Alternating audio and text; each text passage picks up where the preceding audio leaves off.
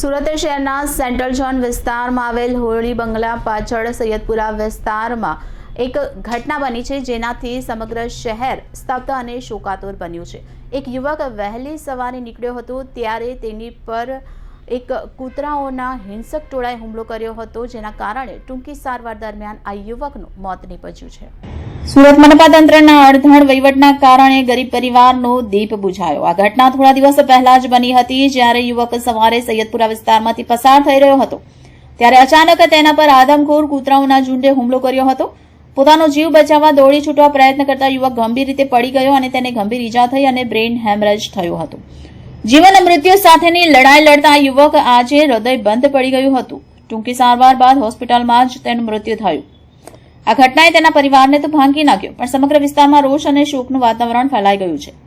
સ્થાનિક નિવાસીઓ આ ઘટનાને સુરત મહાનગરપાલિકાના શાસક અને તેના અણઘડ વહીવટની સીધી ઉપજ ગણી રહ્યા છે। લોકોનો આરોપ છે કે શહેરમાં આવા ખુલ્લા ઘૂમતા અને ખતરનાક કૂતરાઓના ઝુંડ પર નિયંત્રણ મેળવવામાં મહાનગરપાલિકા સંપૂર્ણપણે નિષ્ફળ રહી છે।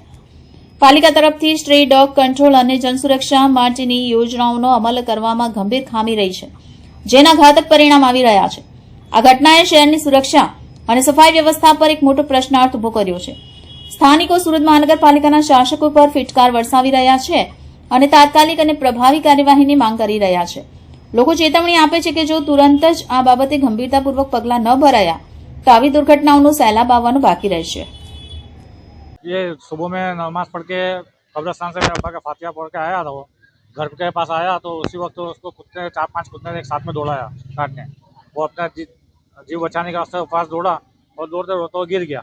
गिरा, उसको इतनी गंभीर ईजा हुई तो उसकी वजह से उसके पूरे बैक में जो मेन नस है वो डैमेज हो गई। उसकी वजह से पूरा बदन उसका पैरालाइज हो गया। पैरालाइज होने की वजह से हम लोग तात्कालिक उसको लोकाल हॉस्पिटल में एडमिट किया। वहाँ इमरजेंसी यूनिट में उसको देख रेख कर उसको ICU में शिफ्ट किया गया। 10 दिन उसको रखने के बाद 2 दिन उसकी हालत इतनी गंभीर हो गई थी कि जिसकी वजह से उसको वेंटिलेटर पर रखना पड़ा।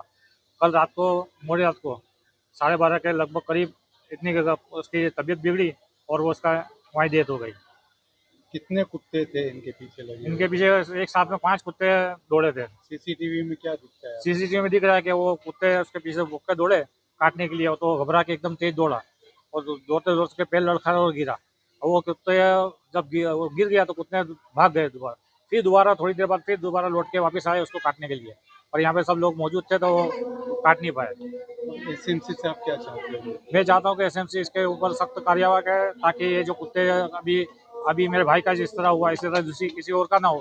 ऐसे जो बहुत से छोटे बच्चे मोहल्ले में खेलते हैं और यहाँ पे इतने सब कुत्ते हैं कि हर गली में इतने कुत्ते हैं कि बच्चों को उसमें बचाना बहुत मुश्किल हो जाता है। कब किसी को काट ले, कितने लोगों को काट भी चुके हैं, कितने लोगों को अभी परेशानी हुई है। तो अभी छोटे बच्चे हैं, अभी बड़ा होता है इंसान तो कुछ बच भी जाए। अभी ऐसे सुबह में वक्त में कोई हाजिर ना हो और छोटे बच्चों को पकड़ ले तो बच्चों को काट खा के वो चीड़-फाड़ भी कर देंगे, किसी को पता तक नहीं चलेगा। तो मैं चाहता हूँ कि इसके ऊपर सख्त कार्रवाई की जाए, ताकि ये कुत्तों की जो परेशानी है लोगों से दूर हो जाए। आपका भाई का नाम क्या है? इसकी उम्र? मेरा भाई का नाम है इब्राहिम अहमद है, उसकी उम्र 38 साल थी। इसकी डेट कब हुई? उसकी डेट आज कल रात को 12:30 बजे हुई।